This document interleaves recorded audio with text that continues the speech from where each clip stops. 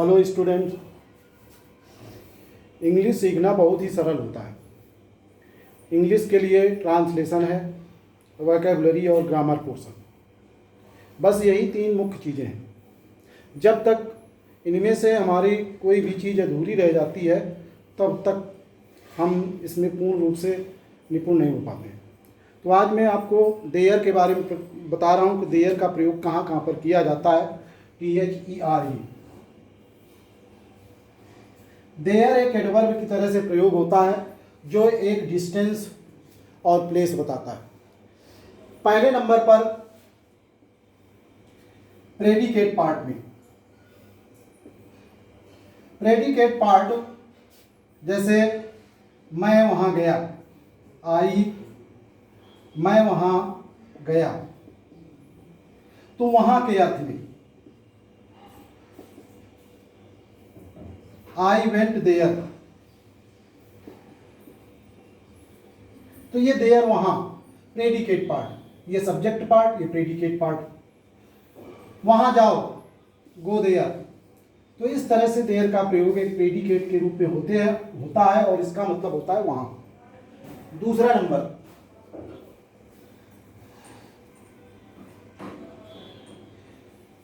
जिस सेंटेंस में सब्जेक्ट नहीं होता, सब्जेक्ट सुलभ नहीं होता है, वहां पर जो है इस कर्ता का प्रयोग करते हैं जिसको हम कहते हैं dummy subject. Dummy subject, dummy subject का मतलब होता है मूक कर्ता, अर्थात कर्ता उसमें देयर होता है लेकिन उसका अपना कोई आशा नहीं होता, और जहां पर सेंटेंस में कर्ता नहीं होता वहां पर देयर लगा करके सेंटेंस बनाया जाता है। इसमें मुख्य ये होता है कि ऐसे सेंटेंस में कोई संख्या होनी चाहिए, मात्रा हो या अगर ये दोनों नहीं है तो इसमें कम से कम आभास हो, किसी चीज का, संख्या का आभास हो। और इसमें जो सहायक क्रिया है, प्रेजेंट में ईजाद, पास्ट में वाज वर्ब, इनका प्रयोग किया जाता है। जैसे एक राजकुमार था, एक राजकुमार था, तो अगर हम ये सेंटेंस लिख दें ए प्रिंस वाज,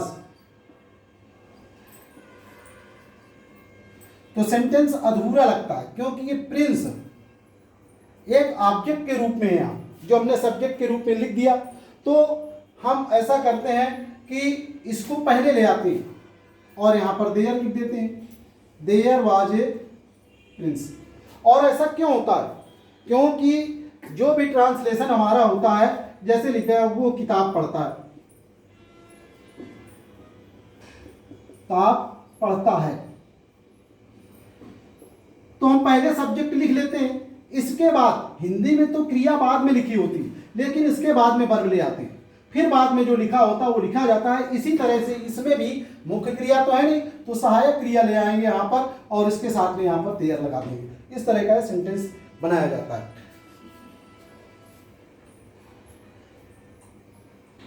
मेरी कक्षा में 40 विद्यार्थी हैं, मेरी कक्षा में 40 विद्यार्थी हैं। अब 40 विद्यार्थी, ये आ गई संख्या, विद्यार्थियों की संख्या मेरी कक्षा में। अब इसमें हम ये देखते हैं कि ऐसे सेंटेंस में प्लेस वाला प्रीपोजिशन कोई में कोई हो सकता है, जैसे इन है, ऑन है, एट है, बिहाइंड है, बिटवीन है, इन फ्रंट ऑफ है, इस तरह से कोई में कोई प्रीपोजिशन हो सकता है। अब इसमें ये संख्या भी आ गई और इसमें कोई सब्जेक्ट है नहीं, तो हम सीधा देयर से इसको बनाते हैं सेंटेंस, देयर, और यहां जो क्रिया है पहले इसको लिख लेते हैं नंबर 1 पर वाज, और इसके बाद 40 विद्यार्थी, क्रम से ऐसे चलते हैं, इस तरह से ऐसे चलते चले जाते हैं। तो देयर वाज 40 स्टूडेंट, 40 स्टूडेंट, और फिर ये आ गया मेरी क्लास, तो ये प्रीपोजिशन आ गया, देखिए इन माई क्लास। अगला जिसमें मात्रा, गिलास में थोड़ा दूध है, गिलास में थोड़ा दूध है, तो देयर इज, ये इज लिखा, फिर इधर को चले, थोड़ा मिल्क अर्थात थोड़ा दूध, इसलिए सम मिल्क। सम जो गिना नहीं जा सकता, मात्रा है, क्वांटिटी है मिल्क, और कहां पर इन लगाया, इन द ग्लास। ये सेंटेंस बन गए। तो इस तरह से ये सेंटेंस हम बनाते हैं, देयर वाला सेंटेंस। इसमें आगे बढ़ते हैं।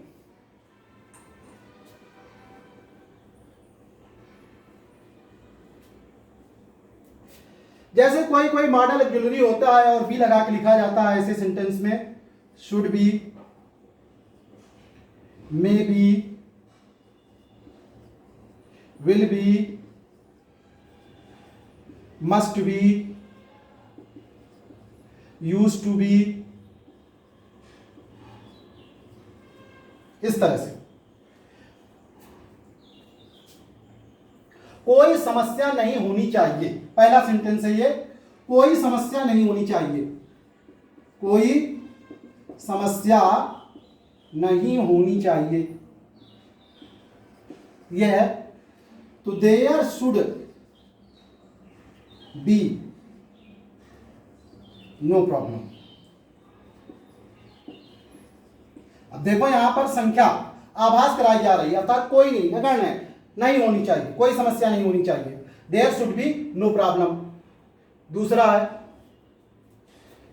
कोई में कोई समस्या हो सकती है, कोई न कोई समस्या हो सकती है, तो देयर में बी सम प्रॉब्लम। सम आ गया, देखिए। तो इस तरह से सेंटेंस बन जाता है। अब कल एक मैच होगा, कल एक मैच होगा, तो there will be a match. देखिए आ गया, अ मैच। फिर है मस्ट बी, आगे कोई नदी होनी चाहिए, आगे कोई नदी होनी चाहिए, आगे कोई नदी अवश्य होना चाहिए, अवश्य होना चाहिए, तो मस्ट भी आ गया यहां पर, तो मस्ट भी लगा सकते हैं। और तो there must be a river ahead, तो ये बन जाएगा यूज टू का प्रयोग।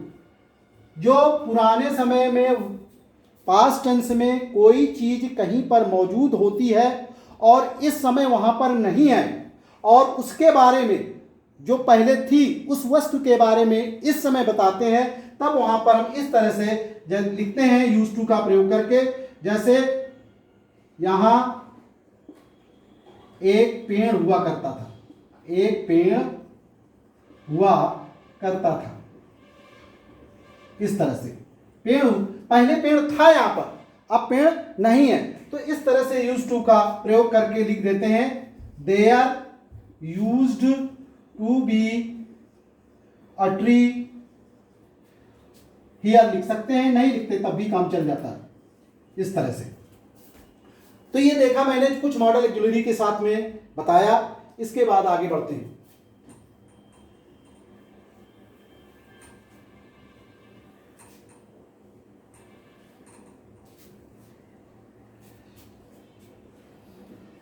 हाउ मेनी, हाउ मच, कितना, कितनी, कितने, कितना, कितनी और कितने, इसका प्रयोग किया जाता है। ये गिना जा सकता है, संख्या है, ये मात्रा है, क्वांटिटी है, जिसको गिना नहीं जा सकता। तो इसके साथ में एक वचन सब वो आती है वर्ब, और इसके साथ में जो है बहुवचन वाली वर्ब आती है क्योंकि प्लूरल नाउन होता है। जैसे तुम्हारे बैग में कितनी किताबें हैं, तुम्हारे बैग में कितनी किताबें हैं, क्वेश्चन मार्क। तो कितनी किताबें हैं ये प्रश्न बना रहा है। तो यहां से हम इसको शुरू करते हैं, हाउ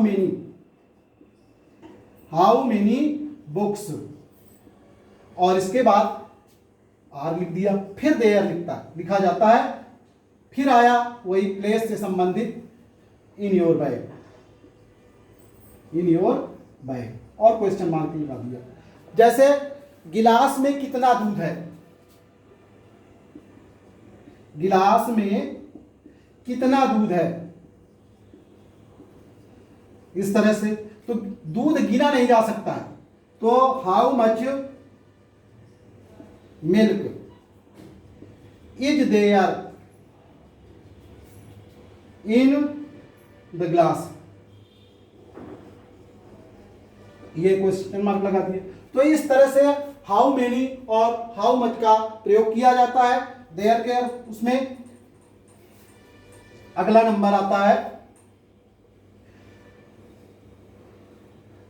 ऐसा लग रहा हो जैसे हमें कोई कहानी सुनाई जा रही है। ऐसा सेंटेंस कैसा लग रहा है कि जैसे हमें कोई कहानी सुनाई जा रही हो, तो ऐसे सेंटेंस में लिव है, जैसे रूल है, काम है, इनका एक मुख्य क्रिया के रूप में सीधा वर्ब का सेकंड फॉर्म लेते हुए इनका प्रयोग किया जाता है। जैसे बहुत पहले एक लड़का एक गांव में रहता था।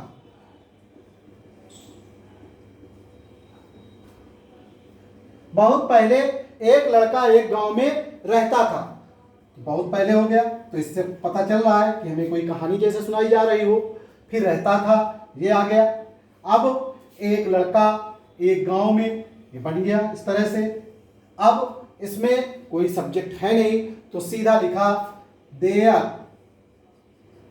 फिर रहता था लिव्ड, फिर ए बॉय, ये लिख दिया। कहां पर, इन ए विलेज, ये भी लिख गया। इसके बाद अब बचा क्या, बहुत पहले, इसको पहले लिख देते हैं लॉन्ग एगो, और इस तरह से हमारा सेंटेंस बन के तैयार हो जाता है। तो long ago there lived a boy in a village. इसी तरह से यह है, बहुत पहले एक राजा भारत में राज्य करता था, या एक समय की बात है, एक राजा भारत में राज्य करता था। तो once upon a time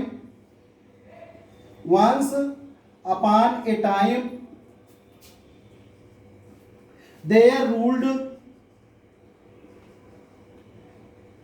ruled a king over India। ये बन गया सेंटेंस। इसको इस तरह से भी लिख सकते हैं, once upon a time there was a king who ruled over India, इस तरह से भी लिख सकते हैं।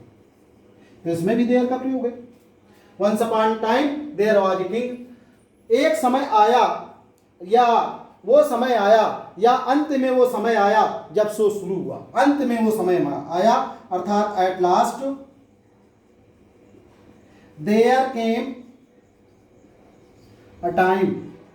सब जगह कहीं में कहीं कोई में कोई संख्या आ रही है या मात्रा आ रही है।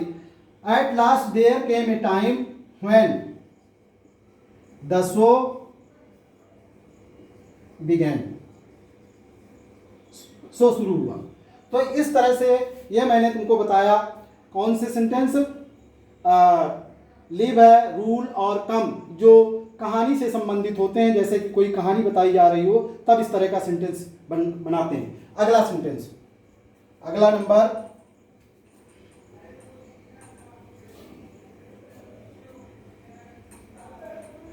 इस बात पर,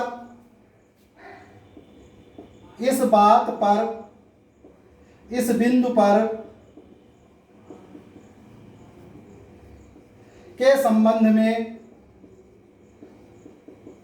ऐसा कुछ लिखा हो, तो वहां से कोई टॉपिक या पॉइंट से संबंधित बात कही जाती है, तब वहां पर देयर का प्रयोग किया जाता है। जैसे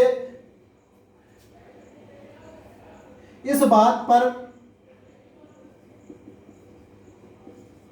मैं आपसे असहमत हूं,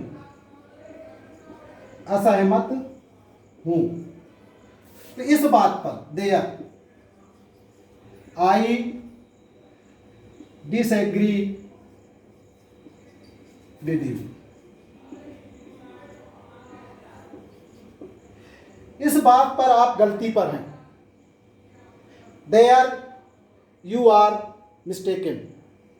तो ये देखा, ये देयर के मैंने कुछ प्रयोग बताए, समझ में आए हो तो लाइक करिए, कमेंट करिए, शेयर करिए, सब्सक्राइब करिए। Thank you for watching my video.